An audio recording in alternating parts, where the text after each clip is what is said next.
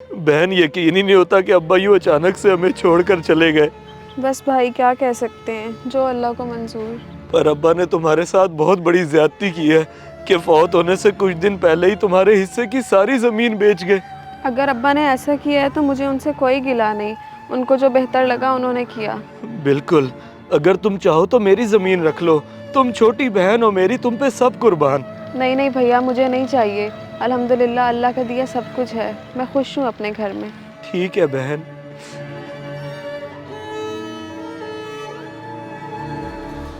मेरी भोली बहन हमेशा अब यही सोचती रहेगी कि अब्बा इसकी जमीन बेच गए, जबकि हकीकत में तो जमीन मेरे हाथ में है। लेकिन मुझे जरा मोहताज चलना होगा जब तक मामला ठंडा नहीं हो जाता, उसके बाद तो मजे ही मजे।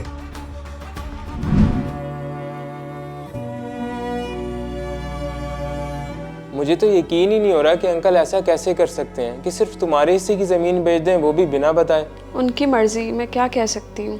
लेकिन सारा तुम्हारा हिस्सा ही क्यों, कामरान में से क्यों नहीं? दाल में ज़रूर कुछ काला है। क्या मतलब? मैं कुछ समझी नहीं।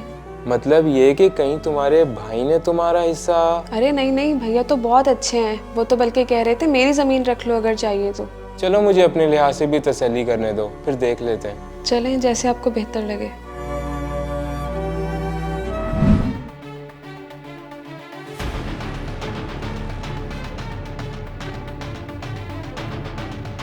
यार कामरान, ये किसकी जमीन मेरे नाम की है? कुछ बता तो सही। ये बहन की जमीन है जो कुछ अरसे के लिए तेरे नाम की है।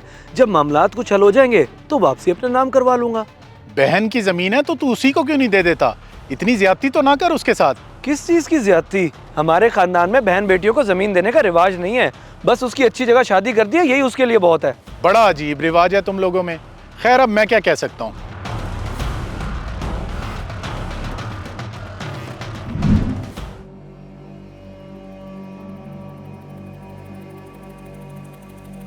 मेरा नहीं ख्याल कि चौधरी मुनीर ने अपनी जिंदगी में इस खाते से कोई जमीन बेची हो। अच्छा पटवारी साहब, आप एक दफ़ा फिर भी चेक कर लें ताकि तसल्ली हो जाए हमें। अच्छा, देखता हूँ।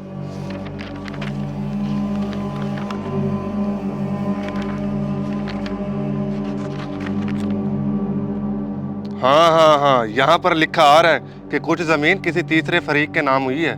अच्छा तो पटवारी साहब, ये कितना अरसा पहले की बात है? यहाँ पर तो कल की तारीख लिखी है कि कल ही किसी के नाम हुई है। कल? लेकिन ऐसा कैसे हो सकता है? अब वो कब्र में से निकल के तो किसी के नाम करने से रहे। आप मुझे उस तीसरे फरीक का नाम पता बता सकते हैं? जी जी बिल्कुल, अभी देख के बताता हूँ।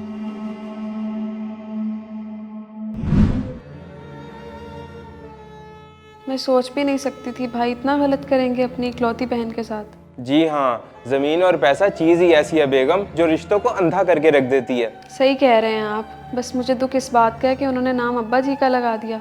अल्लाह पूछेगा उनसे। बेशक, अल्लाह बेहतर इंसाफ करने वाला है। तुम देखना तो सही।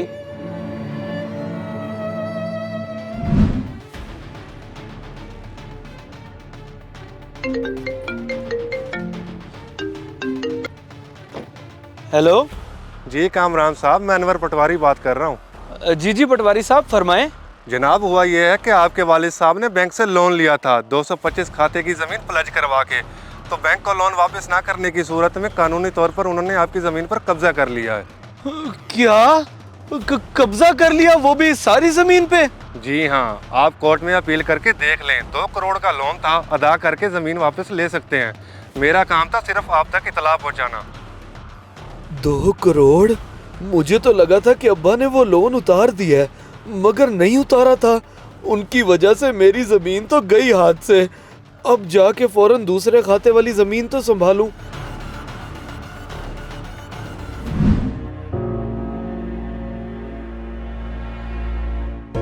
ओहो, ये तो बहुत गलत हुआ तेरे साथ। सारी की सारी जमीन पे बैंक ने कब्जा कर लिया। हाँ यार, कर्ज अब्बा जी ने लिया था और भरना मुझे पड़ गया। चल अब चल के वो दूसरे खाते वाली जमीन तो वापसी मेरे नाम करें। वो जमीन तो मैंने, तो ये सारी सूरत हाल है जो मैंने आपको बता दी। आपने बहुत अच्छा किया मुझे सारी हकीकत बता के।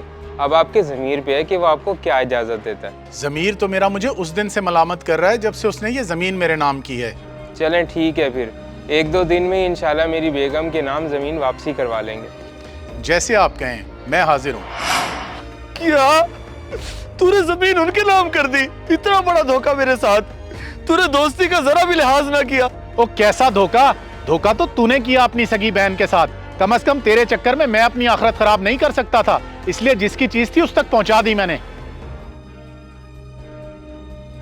जिसने अपनी बहनों का हक मारा उसका रिज्क हराम हो गया।